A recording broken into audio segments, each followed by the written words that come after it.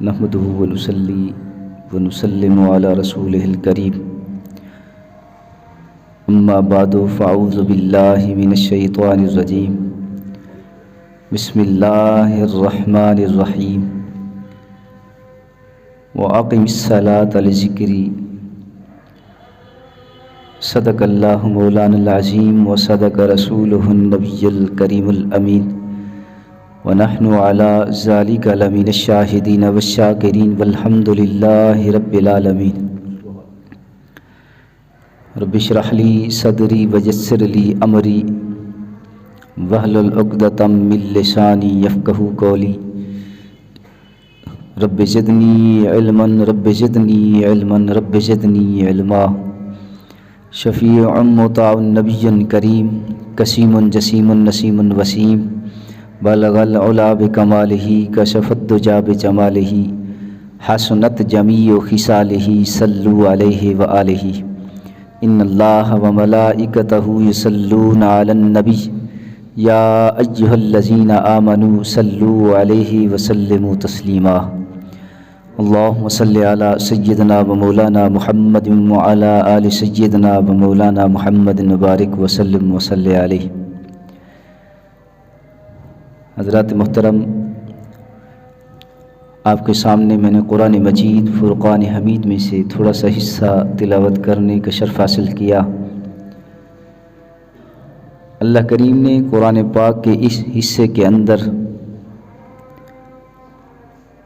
نماز کا ذکر فرمایا اور اپنی یاد کا ذکر فرمایا۔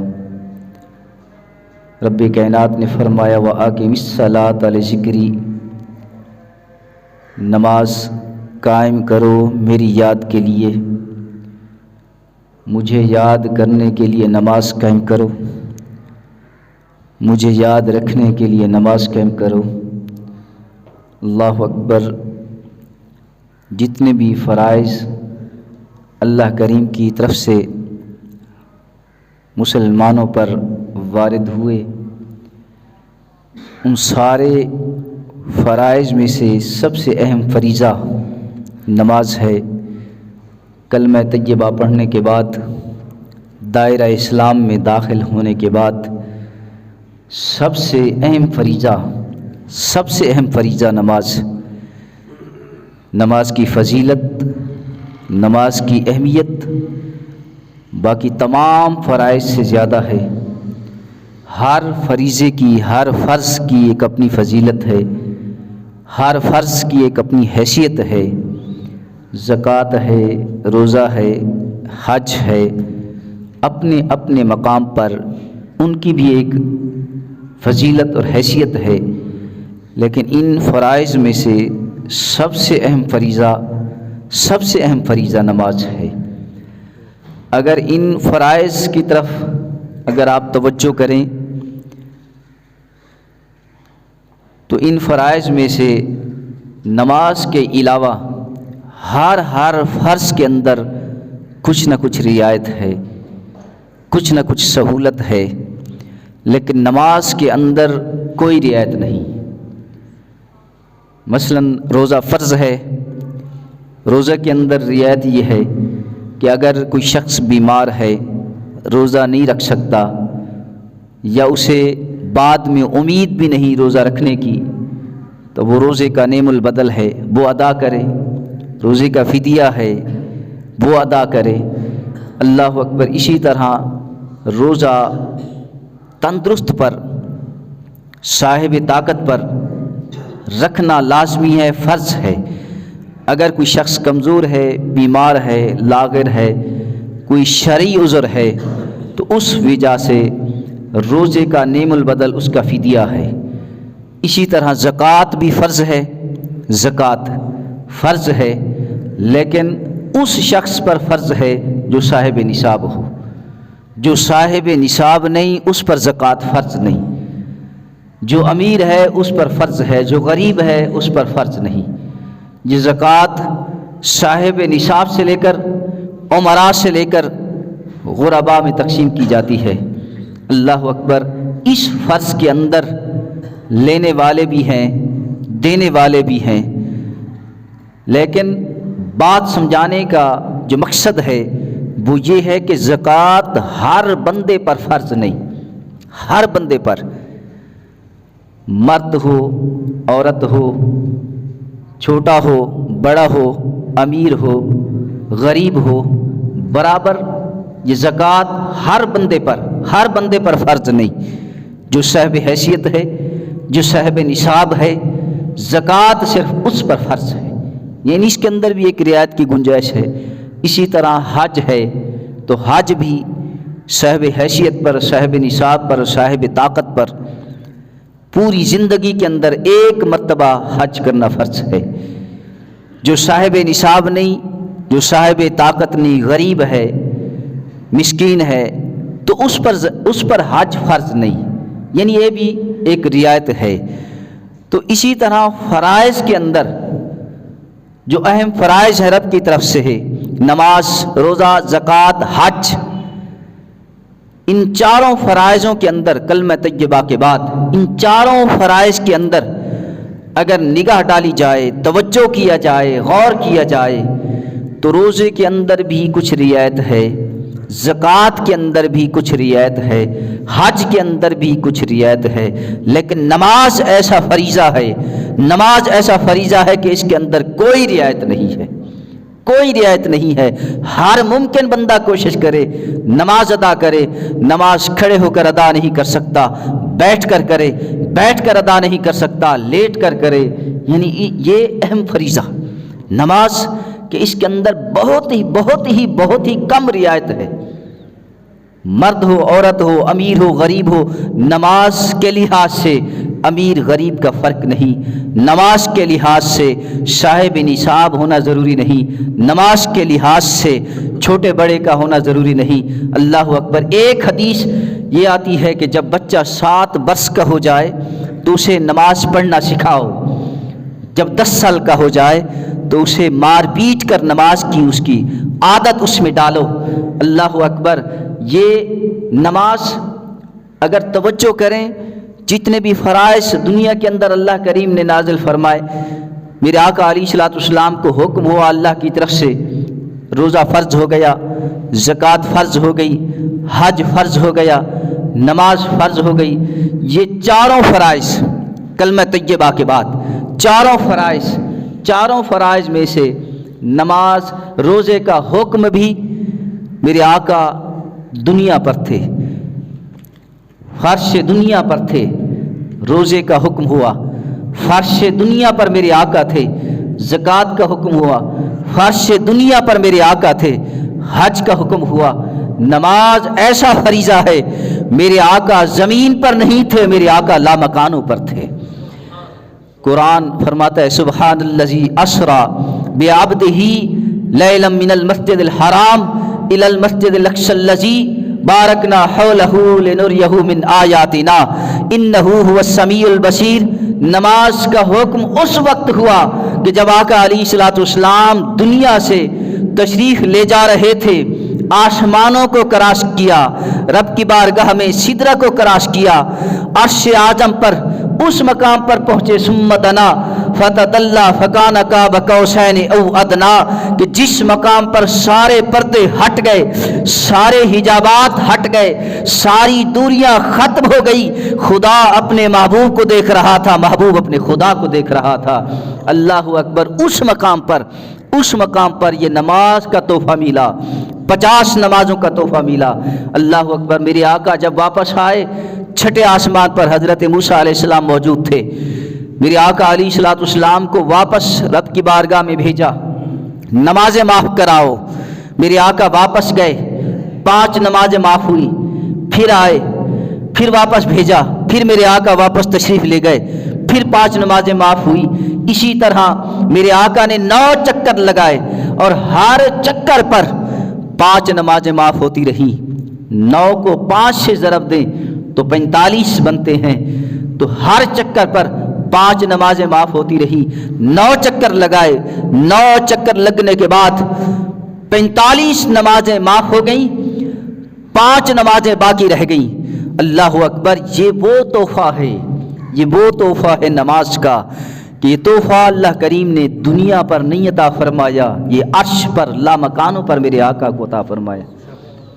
اللہ اکبر۔ 5 نمازیں ہم پڑھتے ہیں، نماز کی بہت بڑی فضیلت ہے، نماز کی پابندی کیا کریں۔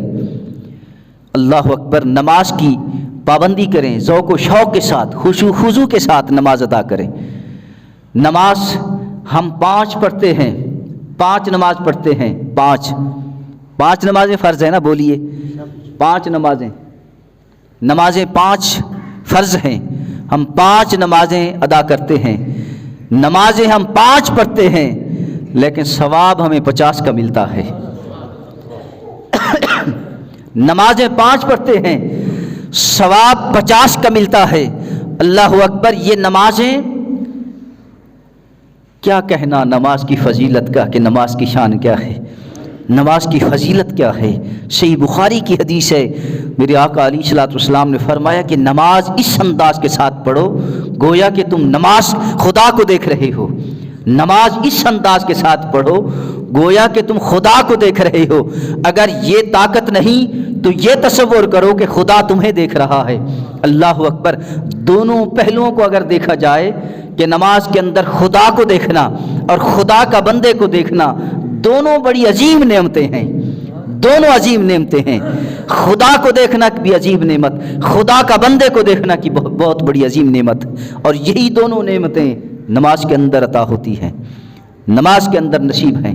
حضرت انس رضی اللہ تعالیٰ عنہ روایت فرماتے ہیں کہ آقا علیہ الصلوۃ والسلام نے فرمایا کہ جو شخص صحیح طریقے کے ساتھ، صحیح انداز میں، صحیح معنوں میں وضو کر کے، اچھا وضو کر کے جب نماز کے لیے آتا ہے، نماز پڑھتا ہے اور خشوع خضوع کے ساتھ قیام کرتا ہے، خشوع خضوع کے ساتھ رکوع کرتا ہے، خشوع خضوع کے ساتھ سجدہ ادا کرتا ہے، خشوع خضوع کے ساتھ تشہد ادا کرتا ہے، نماز جب مکمل کر لیتا ہے تو نماز بندے کے حق میں دعا کرتی ہے۔ نماز دعا کرتی ہے بندے کے حق میں کہ اے بندہ، جس طرح تو نے نماز کی حفاظت کی ہے، اللہ کریم تیری بھی حفاظت فرمائے۔ کتنا بڑا ثواب ہے، کتنی بڑی فضیلت، کتنی بڑی اہمیت کہ جس فرض کے ادا کرنے سے خود فرض دعا دے، نماز خود دعا دیتی ہے، نماز خود دعا دیتی ہے۔ اللہ اکبر۔ اللہ کریم نے ارشاد فرمایا ان الصلاۃ کانت علی المؤمنین کتابا موقوتا، کہ مؤمنین پر مقررہ وقت پر نماز فرض کی گئی ہے۔ ھدی للمتقین الذین یؤمنون بالغیب ویقیمون الصلاۃ، اللہ کریم نے ہدایت دی ہے متقین کو۔ قرآن کے اندر ہے ہدایت متقین کو۔ متقین کون ہیں؟ الذین یؤمنون بالغیب، جو غیب پر ایمان رکھتے ہیں۔ اللہ اکبر۔ الذین یؤمنون بالغیب ویقیمون الصلاۃ، اور نماز کو قائم کرتے ہیں۔ واقیموا الصلاۃ وآتوا الزکاۃ وارکعوا مع الراکعین، نماز بھی قائم کرو، زکوٰۃ بھی ادا کرو، رکوع کرنے والوں کے ساتھ رکوع بھی کرو۔ اللہ کریم نے فرمایا قد افلح المؤمنون الذین هم فی صلاتهم خاشعون۔ اللہ اکبر۔ قد افلح المؤمنون الذین هم فی صلاتهم خاشعون، تحقیق وہی مومن، وہی بندہ کامیاب ہے، وہی شخص فلاح پا گیا جس نے نماز کو خشوع اور خضوع کے ساتھ پڑھا۔ یاد رکھیے، نماز کا ایک ظاہر ہے، نماز کا ایک باطن ہے۔ نماز کا ایک ظاہر بھی ہے، نماز کا ایک باطن بھی ہے۔ نماز کے ظاہر کو ہم سمجھتے ہیں، نماز کے ظاہر پر ہم عمل بھی کرتے ہیں، لیکن نماز کے باطن کو نہ ہم سمجھتے ہیں نہ عمل کرتے ہیں۔ جو شخص نماز کے باطن کو سمجھتا ہے اور نماز کے باطن پر عمل کرتا ہے، وہ نماز کے اندر ہی خدا کو دیکھ رہا ہوتا ہے۔ اللہ اکبر۔ نماز کا ظاہر کیا ہے؟ نماز کا باطن کیا ہے؟ نماز کا ظاہر جسم، نماز کا باطن روح۔ نماز کا ظاہر کیا ہے؟ نماز کا ظاہر قیام ہے، نماز کا ظاہر رکوع ہے، نماز کا ظاہر سجدہ ہے، نماز کا باطن تشہد ہے۔ یہ نماز کے ظاہر ہیں، اور نماز کے ظاہر کو ہر شخص جانتا ہے، اور نماز کے ظاہر پر ہر بندہ عمل کرتا ہے۔ قیام بھی، رکوع بھی، سجدہ بھی، تشہد بھی، یہ نماز کے ظاہر ہیں اور یہ نماز کا جسم ہے. قیام، رکوع، سجدہ، تشہد، یہ نماز کا ظاہر ہے، نماز کا جسم ہے. نماز کا باطن کیا ہے؟ نماز کی روح کیا ہے؟ اللہ اکبر. نماز کا باطن یہ ہے کہ نماز خشوع خضوع کے ساتھ ادا کرو، نماز کو حضور قلب کے ساتھ ادا کرو، نماز کے اندر توجہ اللہ کے ساتھ حاصل کرو. اللہ اکبر. اگر نماز کے اندر تمہاری توجہ اللہ ہے، نماز کے اندر تمہارا حضور قلب ہے، نماز کے اندر تمہارا خشوع خضوع ہے، اللہ اکبر، وہی نماز ہے. اسی نماز کے اندر رب کا دیدار ہوگا، اسی نماز کے اندر تم رب کو دیکھ سکتے ہو. اگر خشوع خضوع نہ ہو، نماز کے اندر خشوع خضوع نہ ہو، نماز کے اندر حضور قلب بھی نہ ہو، نماز کے اندر توجہ اللہ بھی نہ ہو، تو یہ خالی ٹھونگے مارنا ہے. یاد رکھیے، ٹھونگے مارنا ہے. میرے آقا علیہ الصلوۃ والسلام نے نماز پڑھی، نماز پڑھنے کے بعد پھر بیٹھ گئے. پھر ایک شخص آیا، آپ نے اس شخص کو دیکھا کہ آ کر وہ نماز پڑھنے لگا، اور اس انداز کے ساتھ اس نے نماز پڑھی، اس انداز کے ساتھ کہ جیسے وہ ٹھونگے مار رہا ہو. میرے آقا علیہ الصلوۃ والسلام نے فرمایا، دیکھو یہ نماز کس انداز کے ساتھ پڑھ رہا ہے. یہ ایسے پڑھ رہا ہے جیسے ٹھونگے مار رہا ہو، جیسے کوا خون کے اندر چونچے مارتا ہے. یہ اس انداز کے ساتھ ٹھونگے مار رہا ہے، اس کی نماز قبول نہیں، اس کی نماز قبول نہیں. اور اس انداز کے ساتھ نماز نہیں پڑھنا چاہیے. نماز پڑھو تو خشوع خضوع کے ساتھ پڑھو، نماز پڑھو تو محبت اور لگن کے ساتھ پڑھو. نماز ایسے ادا کرو جیسے نماز پڑھنے کا حق ہے، نماز ایسے ادا کرو جیسے نماز ادا کرنے کا حق ہے. نماز کو حضور قلب کے ساتھ ادا کرو اور نماز کو توجہ اللہ کے ساتھ ادا کرو. تو پھر دیکھو کہ نماز کے اندر تم رب کو دیکھ سکتے ہو، نماز کے اندر تم رب کا دیدار کر سکتے ہو. پھر وہی تو تمہاری نماز. اگر تمہاری نماز خشوع خضوع کے ساتھ ہے، اگر تمہاری نماز حضور قلب کے ساتھ ہے، اگر تمہاری نماز توجہ اللہ کے ساتھ ہے، تو وہی نماز میرے آقا کی آنکھوں کی ٹھنڈک ہے. وہی نماز ٹھنڈک ہے میرے آقا کی، میرے آقا کی آنکھوں کی وہی نماز ٹھنڈک ہے جس نماز کے اندر خشوع خضوع ہو. اللہ اکبر. نزہۃ المجالس کے اندر حضرت عیسیٰ علیہ الصلوۃ والسلام سیر کرتے ہوئے ایک سمندر کے کنارے پہنچے. عجیب منظر دیکھا حضرت عیسیٰ علیہ السلام نے، عجیب منظر دیکھا کہ سمندر کے کنارے کھڑے ہو کر حضرت عیسیٰ علیہ السلام نے دیکھا کہ ایک پرندہ ہے. پرندے کا مشاہدہ کیا. ایک پرندہ ہے، پرندہ پانی سے باہر مٹی میں اپنے آپ کو گندا کرتا ہے، مٹی میں لت پت کرتا ہے، پھر وہ اپنے آپ کو مٹی کر کے پھر پانی میں غوطہ لگاتا ہے، اپنے آپ کی دھلائی کرتا ہے، پھر صاف و شفاف ہو جاتا ہے، پھر اپنے آپ کو نہلا کر پھر وہ مٹی میں داخل ہو جاتا ہے، پھر مٹی اس پر چڑھ جاتی ہے، پھر وہ میلا کچیلا ہو جاتا ہے، پھر مٹی میں لت پت ہو جاتا ہے، پھر دوبارہ پانی میں غوطہ لگاتا ہے. بار بار وہ ایسا کرتا ہے. اللہ اکبر. پانی میں اپنے آپ کو دھلائی کر کے، اپنے آپ کو نہلا کر پھر مٹی میں اپنے آپ کو لت پت کرتا ہے، پھر نہلاتا ہے، پھر مٹی میں. حضرت عیسیٰ علیہ السلام نے یہ عجیب منظر دیکھا. اسی مقام پر حضرت جبرائیل علیہ السلام حاضر ہوئے اور آ کر عرض کرتے ہیں، اے اللہ کے نبی عیسیٰ علیہ السلام، آپ جو مشاہدہ کر رہے ہیں، یہ پرندہ اس کی کیفیت دیکھ رہے ہیں، یہ مٹی میں اپنے آپ کو لت پت کرتا ہے، مٹی میں داخل کرتا ہے، مٹی چڑھ جاتی ہے، پھر یہی پرندہ پانی میں اپنے آپ کی دھلائی کرتا ہے، پھر صاف و شفاف ہو جاتا ہے. یہ بار بار عمل کر رہا ہے. جیسے آپ اس پرندے کا مشاہدہ کر رہے ہیں کہ مٹی لگنے کے بعد جب پانی میں داخل ہوتا ہے تو وہ صاف و شفاف ہو جاتا ہے.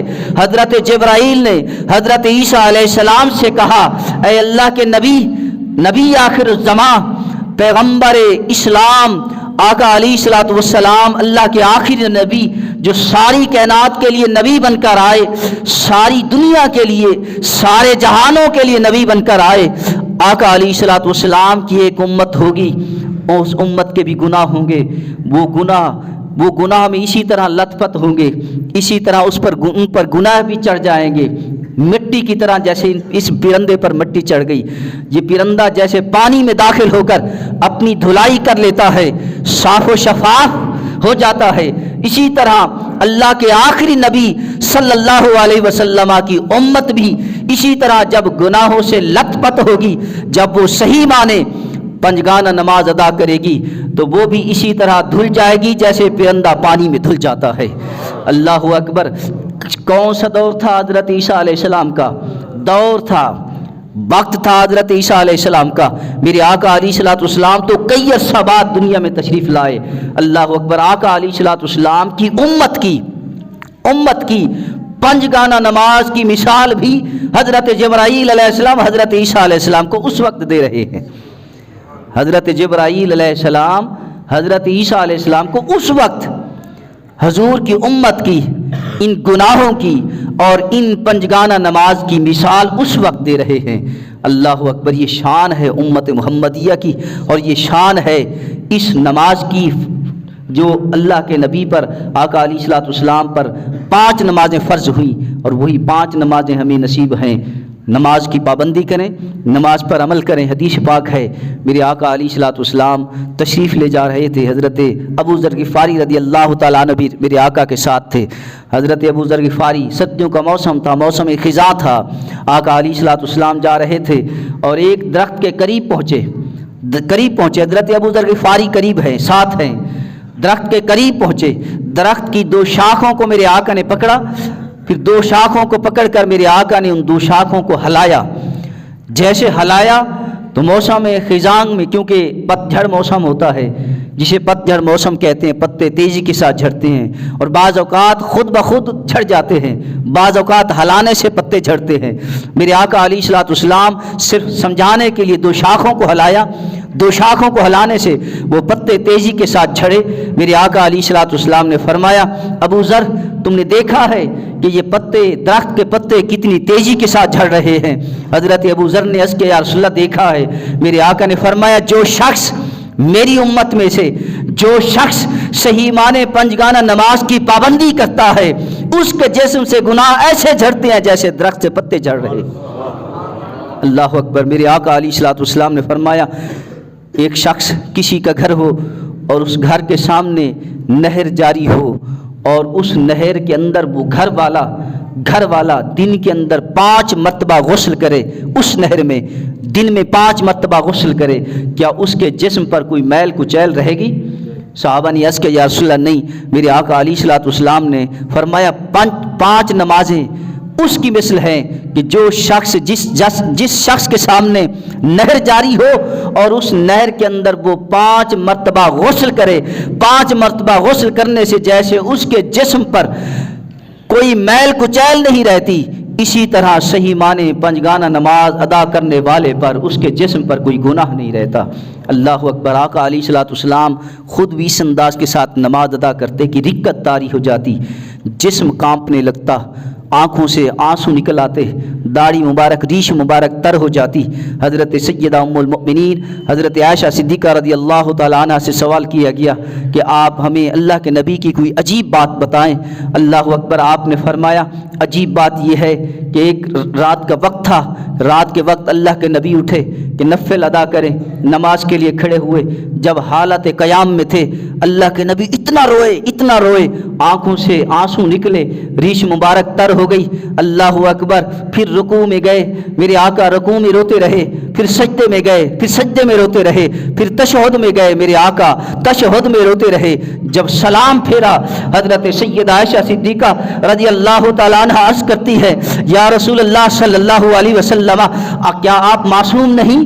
نماز کے اندر، عبادت کے اندر اتنا آپ روئے، حالت قیام ہے تو آپ رو رہے ہیں، حالت رکوع ہے تو آپ رو رہے ہیں، حالت سجدہ میں ہیں تو آپ رو رہے ہیں، تشہد کی حالت میں ہیں تو آپ رو رہے ہیں، اول سے لے کر آخر تک پوری نماز کے اندر آپ کی آنکھوں سے آنسو ہیں، آپ روتے رہے، کیا آپ معصوم نہیں؟ اتنا کیوں روئے؟ اللہ اکبر۔ میرے آقا علیہ الصلوۃ والسلام نے فرمایا، اے عائشہ، کیا میں اللہ کا شکر گزار بندہ نہ بنوں؟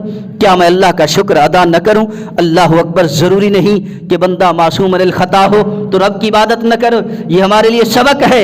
اللہ اکبر۔ یہ اہم فریضہ ہے اور معصوم، یاد رکھیے، معصوم الخطا، علماء نے لکھا معصوم الخطا صرف انبیاء ہیں، معصوم الخطا صرف انبیاء ہیں۔ اللہ اکبر۔